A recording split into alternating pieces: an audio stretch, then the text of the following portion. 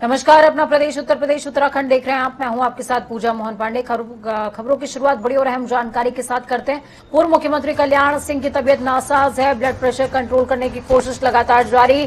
कल्याण सिंह की किडनी में इंफेक्शन बढ़ गया है। ब्लड प्रेशर में भारी गिरावट दर्ज की गई है। वेंटिलेटर पर हैं पूर्व मुख्यमंत्री कल्याण सिंह। बेहद बड़ी और अहम जानकारी आपको दे रहे हैं। बड़ी खबर है, ब्लड प्रेशर में भारी गिरावट दर्ज की गई है कल्याण सिंह के, और लगातार ब्लड प्रेशर को कंट्रोल करने की कोशिश की जा रही है। इस खबर पर ज्यादा जानकारी के लिए अनिल के अंकुर, स्टेट हेड, हमारे साथ में जुड़ चुके हैं। अनिल के अंकुर जी, क्या कुछ हाल है?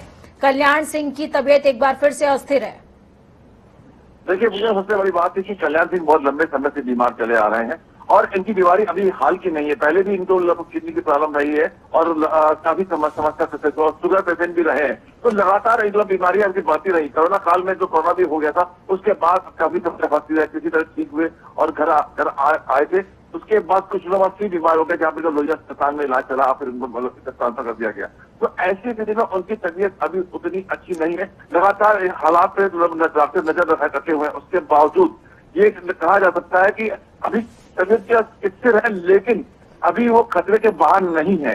डॉक्टरों का कहना है कि ब्लड प्रेशर की कमी होने का कारण ये भी है क्योंकि जो अदर जो दूसरी बीमारियां हैं वो इफेक्ट कर रहे हैं। कहीं न कहीं से उनको लगातार वो दूसरी बीमारियों के कारण उनके किडनी और लीवर और जो ब्लड सिस्टम है, ब्लड सर्कुलेशन सिस्टम है, ये भी इफेक्टिव हो रहा है। जी ठीक है, बहुत शुक्रिया हमारे साथ जुड़ने के लिए, अहम जानकारी साझा करने के लिए। वहीं सूबे की योगी आदित्यनाथ सरकार महिला और बेटियों के लिए मिशन शक्ति के तीसरे चरण का आगाज करती नजर आई। मिशन शक्ति का तीसरा चरण महिलाओं को रोजगार की मुख्यधारा से जोड़ते हुए उनकी सुरक्षा के लिए प्रतिबद्धता कायम करेगा।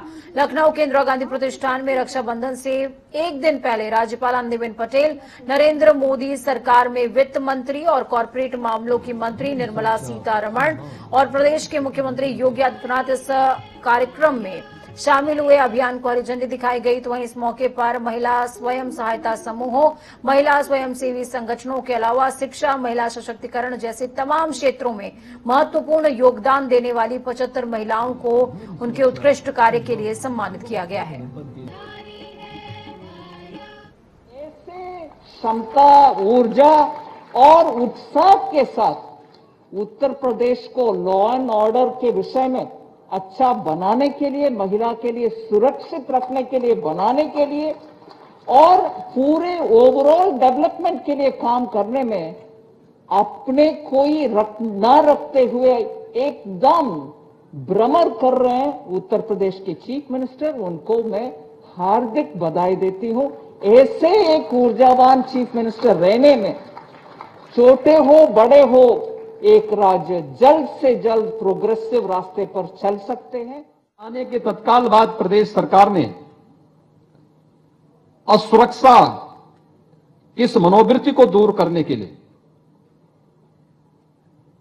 बिना किसी संकोच के प्रदेश के अंदर नारी सुरक्षा का एक विशेष अभियान प्रारंभ किया और यही कार्यक्रम आगे के चरणों में बढ़ता हुआ मिशन शक्ति के रूप में आगे बढ़ा है। और मुझे प्रसन्नता है कि मिशन शक्ति के 2 चरण अब तक प्रदेश के अंदर सफलतापूर्वक आगे बढ़े हैं। उसका एक लघु फिल्म आपके सामने प्रस्तुत भी किया था कि किस किस फील्ड में कितना कितना परिणाम आया। महिला स्वयं सशक्त बन चुकी है। महिलाएं, आप स्वयं सशक्त बन चुके हो। आप स्वयं को ढूंढो अंदर, तो आपको पता चलेगा कि हाँ, मैं भी कुछ कर सकती हूं, मैं भी आगे बढ़ सकती हूं। एक नारी स्टेज पर आकर आप सबको और हम लोगों को कहती है कि आप खड़े हो जाओ और मैं बोलूं वो बोलो, आप सब। ये महिला सशक्तिकरण का प्रमाण है मित्रों। राजधानी लखनऊ के इंदिरा गांधी प्रतिष्ठान में आज गंगा एक्सप्रेस वे परियोजना के क्रियान्वयन के लिए पंजाब नेशनल बैंक ने 5100 करोड़ के लोन को मंजूरी दे दी। इस ऋण की स्वीकृति के हस्तांतरण समारोह में मुख्यमंत्री योगी आदित्यनाथ और की अध्यक्षता और केंद्रीय वित्त मंत्री निर्मला सीतारमण ने बतौर मुख्य अतिथि शिरकत करी। इस दौरान बैंक ने सीएम योगी को ऋण भी दिया है। ऋण का चेक सौंपा। आपको बता दें कि गंगा एक्सप्रेसवे परियोजना की अनुमानित राशि लगभग 36,230 करोड़ रुपए है। इस परियोजना की लंबाई कुल 594 किलोमीटर की। इस परियोजना का समापन प्रयागराज में होगा। मऊ के घोसी से बसपा सांसद अतुल रॉय पर रेप का आरोप लगाने वाली युवती के साथी की आज सुबह मौत हो गई। पीड़िता और उसके साथी ने 16 अगस्त को वाराणसी पुलिस पर कई गंभीर आरोप लगाने के बाद आत्मदाह की कोशिश की थी। गंभीर हालत में दोनों को राम मनोहर लोहिया में भर्ती कराया गया, जहां युवती के साथी गाजीपुर निवासी ने दम तोड़ दिया। तो रिटायर आईपीएस अमिताभ ठाकुर पर रेप पीड़िता ने रेप के आरोपी बीएसपी सांसद अतुल रॉय का साथ देने का आरोप लगाया है।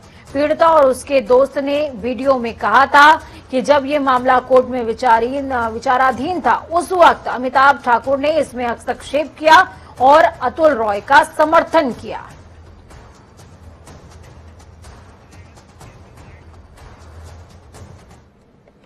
में जब मार्च महीने में मेरे साथ अतुल राय के द्वारा ये उपकृत्य किया गया, तब से लेके मेरे एफआईआर कराने तक मुझे मेंटली, फिजिकली, सोशली हर तरीके से मुझे मतलब इतना मेरा सबसे पहले कैरेक्टर असैसिनेशन हुआ है, और जो फिजिकल और मेंटल हुआ है वो तो छोड़िए, लेकिन जो सोशली इतना इफेक्ट पड़ा है कि मतलब आज के समय में अब ये 1.5-2 साल से कंटिन्यू लड़ते लड़ते अब ये स्थिति है कि अब लग रहा है कि अब कब जीवन खत्म हो, कब जीवन खत्म हो।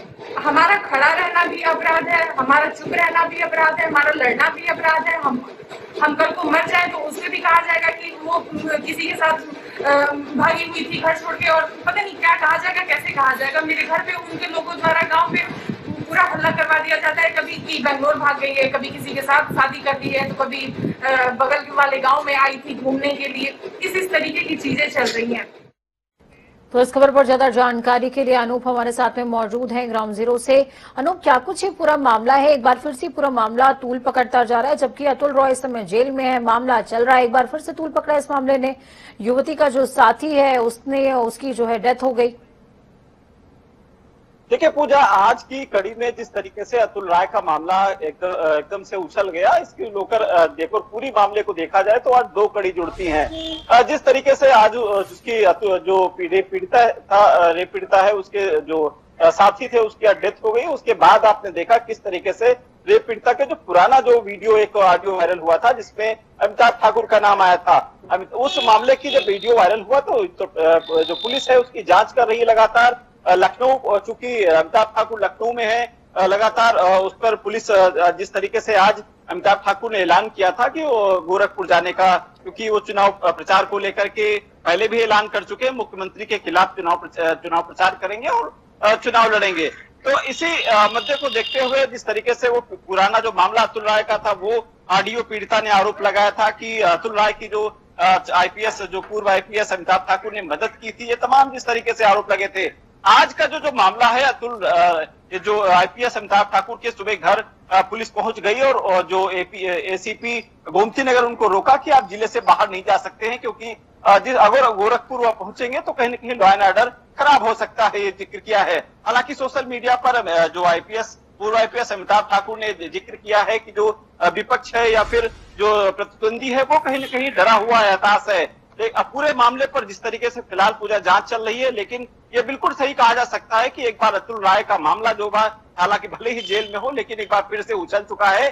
पूरे जो कड़ी है कहीं न कहीं राजनीतिक दृष्टि से विपक्ष हालांकि आरोप लगा रहा है, अमिताभ ठाकुर आरोप लगा रहे हैं, लेकिन जिस तरीके से पीड़िता का ऑडियो वायरल हुआ उसके बाद उसकी जांच में कितना सच्चाई है कि अमिताभ ठाकुर कितनी अतुल राय की मदद की थी, ये फिलहाल जांच का विषय है, क्योंकि कोर्ट में विचाराधीन मामला, ऐसे में बहुत ज्यादा टिप्पणी करना ठीक नहीं होगा। ठीक है, बहुत शुक्रिया अनूप हमारे साथ जुड़ने के लिए, अहम जानकारी ग्राउंड जीरो से साझा करने के लिए।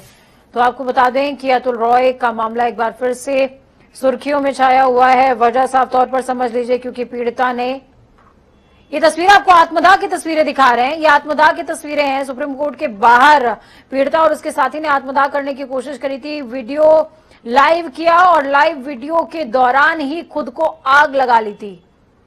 आज साथी की मृत्यु हो चुकी है और उसके बाद एक बार फिर से ये मामला सुर्खियों में। तस्वीरें दो आपकी टीवी स्क्रीन पर, भयावह हैं ये तस्वीरें।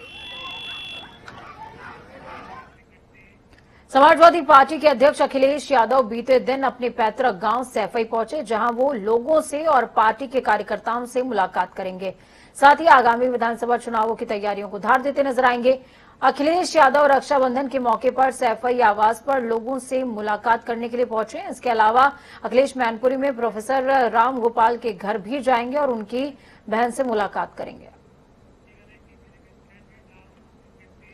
यूपी विधानसभा चुनाव से पहले बसपा प्रदेश भर में प्रबुद्ध वर्ग सम्मेलन कर रही है। मऊ जिले में भी बसपा के राष्ट्रीय महासचिव सतीश चंद्र मिश्रा ने प्रबुद्ध वर्ग सम्मेलन किया। मधुबन के खीरकोटा में हुए सम्मेलन के दौरान सतीश चंद्र मिश्रा ने बीजेपी पर जमकर निशाना साधा।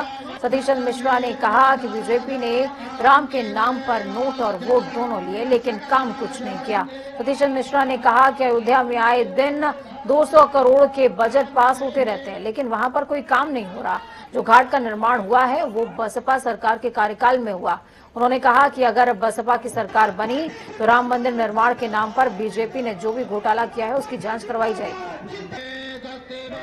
अयोध्या में जितने भी घपले हो रहे हैं और जितना लोगों का रुपये का दुरुपयोग हो रहा है, इन सारी चीजों की हम लोगों की सरकार बनेगी तो हम लोग जरूर इसकी जांच कराएंगे। भगवान श्री राम के साथ में जो धोखा हो रहा है उसको हम लोग होने नहीं देंगे। ज्यादा दिन इसकी जांच कराएंगे। कहाँ आपने सपा का प्रबुद्ध सम्मेलन देख लिया? एक दिन साइकिल यात्रा हुई थी, उसमें जितने सब लोग थे साइकिल से निकले, उसके बाद वो साइकिलें पंचर हो गई। अब वो कहीं साइकिल नजर नहीं आ रही है। प्रबुद्ध सम्मेलन हमको तो कहीं नहीं दिखा पूरे उत्तर प्रदेश में कोई हुआ हो। हम लोग किसी के साथ में कोई गठबंधन नहीं कर रहे हैं। गठबंधन अगर कर रहे हैं तो यहाँ की आम जनता के साथ में कर रहे हैं, प्रदेश की जनता के साथ में करके उनको कानून द्वारा कानून राज दिलाने के लिए बहन मायावती जी को मुख्यमंत्री बना करके देने का। गाजियाबाद में जहां एक तरफ नगर निगम की ओर से स्वच्छ सर्वेक्षण के नाम पर बड़े बड़े दावे किए जा रहे हैं, तो वहीं दूसरी तरफ तस्वीरें आपकी टीवी स्क्रीन पर। चंद घंटों की बारिश में गाजियाबाद पानी पानी हो गया, जल जमाव की स्थिति पैदा हो गई, बाढ़ जैसे हालात हो गए हैं। तो वहीं दूसरी तरफ बारिश से शहर की तमाम व्यवस्थाएं चौपट हो गई। 35 से ज्यादा रास्तों और कॉलोनियों में पानी भर गया। कई इलाके तो ऐसे जहां पर नाले ओवरफ्लो होने से बारिश का पानी घरों के अंदर दाखिल हुआ है। आपको बता दें कि दिल्ली मेरठ एक्सप्रेसवे पर लंबा जाम, 3 किलोमीटर लंबा जाम लगा रहा, जहां पर 2 घंटे से जाम लगा हुआ रहा और बड़ी संख्या में वाहन फंसे रहे। यातायात पुलिस भी मौके पर पहुंची, लेकिन वाहनों का दबाव इतना ज्यादा था कि यातायात सामान्य नहीं हो पा रहा था। मेरठ से मोदीनगर, मुरादनगर होकर गाजियाबाद जाने वाले रास्ते पर भी कई जगहों पर जाम की स्थिति बनी हुई है, जिसके बाद जाम में से 2 से 3 घंटों से फंसे लोग ट्वीट करते हुए लोगों से मदद की गुहार लगाते नजर आए। इस खबर पर ग्राउंड जीरो से हैदर हमारे साथ में जुड़ चुके हैं। हैदर, क्या कुछ अपडेट है? चंद घंटों की बारिश और गाजियाबाद पानी पानी। पूजा अगर बात की जाए गाजियाबाद की, तो कुछ घंटों की ही बारिश के अंदर तालाब बन गया है, बाढ़ जैसे हालात हो गए हैं। गाजियाबाद की जो मेयर है वो हमेशा से ये करती है, जब भी नगर निगम किसी भ्रष्टाचार के ऊपर घेरे में आता है तो जो अधीनस्थ है अधिकारी है उनको ऊपर भी बात डाल देती है। अगर बात की जाए मेरे पीछे में मेरठ रोड पर हूँ, जहाँ पर जाम लगा हुआ है क्योंकि आगे हाईवे पे पानी भरा हुआ है। पानी की निकासी नगर निगम के द्वारा नहीं की गई थी, जो साफ नगर निगम की लापरवाही खुलकर उजागर हो रही है। जहां एक तरफ करोड़ों रुपए खर्च किए जाते हैं स्वच्छ भारत में, और उसके अलावा गाजियाबाद का नंबर 1 पर लाने के लिए करोड़ों रुपए खर्च किए जा रहे हैं, लेकिन धरातल पर देखा जाए तो ये सभी दावे इनके खोखले साबित होते हैं। और रही बात बाढ़ जैसे हालात इतने हो गए हैं कि लोगों को, जैसे कल एक बड़ा त्योहार है रक्षाबंधन का, और सुबह से लोग जाम में फंसे हुए हैं, और लोग जो अपने घरों में जो बहनें अपने भाई के यहाँ जाने वाली है जो फंसे हैं वो आज रोड पर रुके हुए हैं। और कहीं ना कहीं देखा जाए तो कहीं ना कहीं नगर निगम इसमें कहीं ना कहीं उसी की लापरवाही सामने आती है। और कहीं देखने को भी मिला है कि अधिकारी को जब पता लगा मौके पर तो वो एक गाइडलाइन जारी कर रहे हैं, एक नंबर जारी कर रहे हैं, लेकिन नंबर जारी करने से पहले और सबसे बड़ी बात यह है हैदर कि ये मामला कोई नया नहीं है। हमेशा बारिश होती है या किसी तरह की और भी घटनाएं होती हैं तो इसी तरीके का जाम देखने को मिलता है। दिल्ली के अंदर, दिल्ली गाजियाबाद का ये जो रूट है यहाँ पर ऐसे ही जाम देखने को मिलता है, लेकिन इसके बावजूद कोई सुनियोजित तरीका नहीं निकाला जा रहा है। बहुत शुक्रिया हैदर हमारे साथ जुड़ने के लिए, अहम जानकारी ग्राउंड जीरो से साझा करने के लिए। उत्तराखंड विधानसभा चुनावों में भाजपा की दोबारा वापसी के लिहाज से जमीनी मोर्चा सजाया जा रहा है। बीजेपी राष्ट्रीय अध्यक्ष जेपी नड्डा 2 दिवसीय दौरे पर देवभूमि पहुंचे हुए हैं। नड्डा ने अपने दौरे के दौरान न सिर्फ कार्यकर्ताओं को पार्टी की योजनाओं को अमली जामा पहनाने का मंत्र दिया, बल्कि आगामी चुनावों के मद्देनजर फिर से सत्ता में वापसी के लिए जीत का मंत्र भी देते नजर आए हैं। देखिए,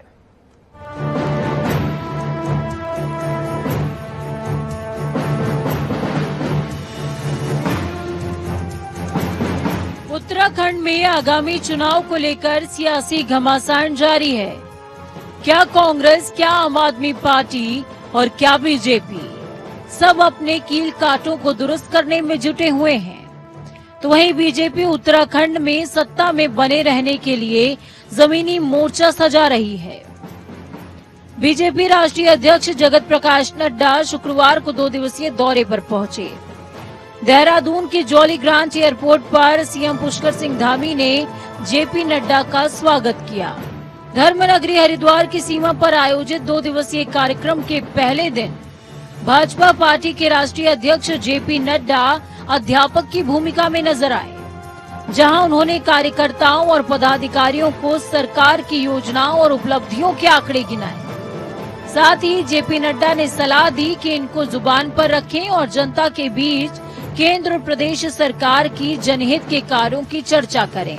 उन्होंने कहा, आप नेता नहीं हैं, बल्कि जनता के विश्वास के कस्टोडियन हैं। जेपी नड्डा ने प्रदेश पदाधिकारियों, जिला अध्यक्षों, प्रदेश मोर्चा अध्यक्ष, महामंत्री और टोली बैठकों में सीधे संवाद करते हुए विधानसभा चुनाव में जीत का गुरु मंत्र दिया है। तो वहीं शाम को प्रदेश सरकार के सभी मंत्रियों, सांसदों और संगठन पदाधिकारियों के साथ बैठक करते हुए विधानसभा चुनाव की लड़ाई का रोड मैप का खाका खींचा गया। राष्ट्रीय अध्यक्ष ने अपने दौरे के दूसरे दिन रायवाला में पूर्व सैनिकों के साथ संवाद और सम्मान कार्यक्रम में हिस्सा लिया। जेपी नड्डा ने पूर्व सैनिकों को सम्मानित किया। पूर्व सैनिक संगठन की ओर से जेपी नड्डा और अन्य अतिथियों को स्मृति चिन्ह भेंट किया गया। इसके बाद जेपी नड्डा ने एक बार फिर अपनी क्लास लगाई। इस बार राष्ट्रीय अध्यक्ष ने प्रदेश भर के बीजेपी के निर्वाचित जिला पंचायत अध्यक्षों, मेयर, ब्लॉक प्रमुखों और नगर पंचायत अध्यक्षों के साथ मीटिंग की, जिसमें उन्होंने पार्टी के कार्यों को जमीनी स्तर पर उतारने के लिए कहा है। साथ ही 2022 के विधानसभा चुनाव की रणनीति पर मंथन भी हुआ। जेपी नड्डा का ये दौरा आगामी विधानसभा चुनाव के नजरिए से काफी अहम रहा। बीजेपी पार्टी उत्तराखंड में न सिर्फ अपने कार्यों को अमलीजामा पहनाने में जुटी हुई है, बल्कि विपक्ष के बिजली और महंगाई के मुद्दे को भी जुमला बताने की कोशिश में लगी हुई है। ब्यूरो रिपोर्ट, जनता टीवी। बीजेपी के राष्ट्रीय अध्यक्ष जेपी नड्डा उत्तराखंड के 2 दिवसीय दौरे पर हैं। आज उनके दौरे का दूसरा दिन। जेपी नड्डा का हर जगह जोरदार स्वागत किया गया। तो वहीं जेपी नड्डा रायवाला में एक निजी होटल में सैनिकों का सम्मान और सैनिकों से संवाद कार्यक्रम में हिस्सा लेते नजर आए।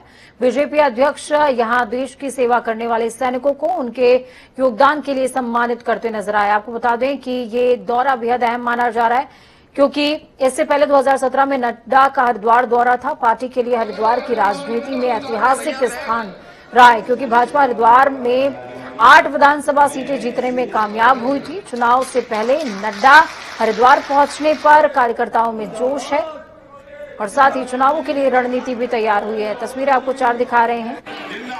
नड्डा का काफिला, जेपी नड्डा का स्वागत किस तरीके से हुआ। दूसरी तस्वीर आप देख पा रहे हैं, माल्यार्पण।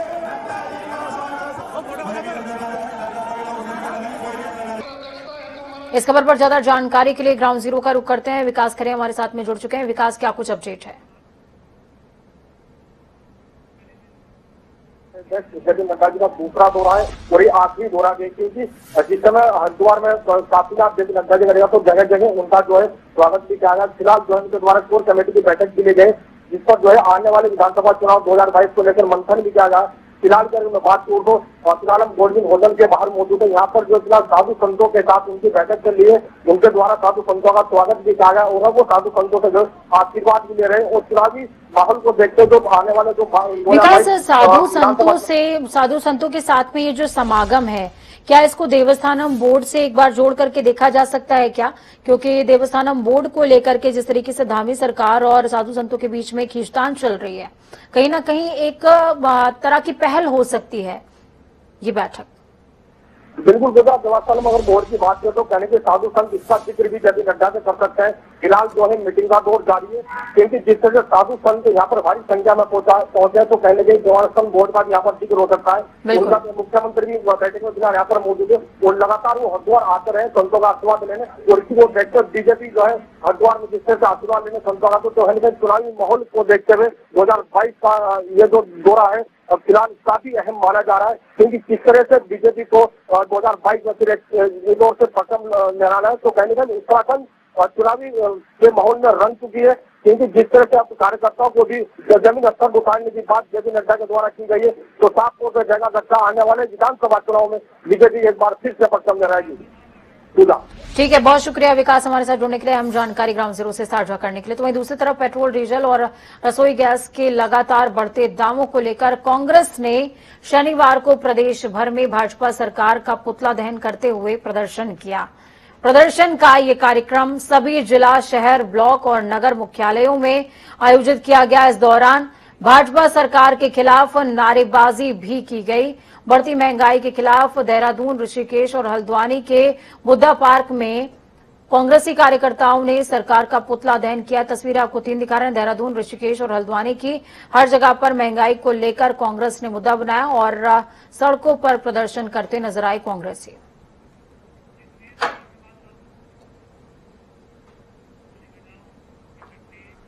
कांग्रेस के राष्ट्रीय महासचिव हरीश रावत ने पत्रकार वार्ता करते हुए उत्तराखंड कांग्रेस के आगामी कार्यक्रमों और चुनावी तैयारी की जानकारी साझा करी, जिसमें हरीश रावत का कहना है कि अब हर अभियान की शुरुआत श्री गणेश के साथ होगी।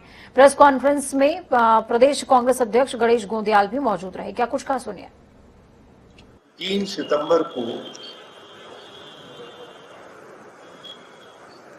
खटीमा में शहीदों को प्रणाम करके, नमन करके शहीद स्थल पर परिवर्तन यात्रा के रूप में इस अभियान को प्रारंभ करेंगे।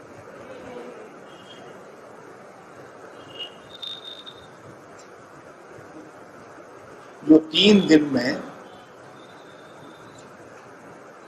उधम सिंह नगर और नैनीताल के मैदानी क्षेत्रों को पूरा करें। पूरा कोटी जी, केवल विरोध नहीं बल्कि सकारात्मकता भी हमारे परिवर्तन का हिस्सा बन सके, उसके लिए 20 परिवर्तन सेवकों की ट्रेनिंग दे करके उनको अलग अलग क्षेत्रों में जोन बनाएंगे, जो अपने ढंग से परिवर्तन के संदेश को देंगे और उस संदेश में निश्चित तौर पर एक बेहतर उत्तराखंड बनाने का संकल्प सम्मिलित